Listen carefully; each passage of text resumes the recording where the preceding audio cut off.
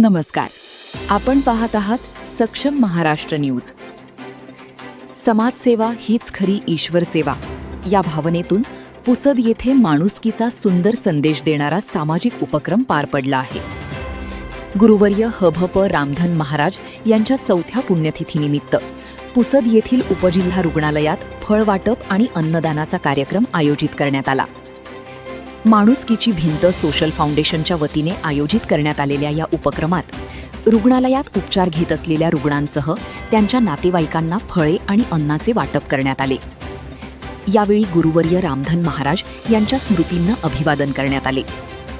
समाजसेवा, अध्यात्म आणि मानवसेवेचा संदेश देणाऱ्या रामधन महाराजांच्या कार्याचे स्मरण करत त्यांच्या विचारांना प्रत्यक्ष कृतीतून अभिवादन करण्यात आले.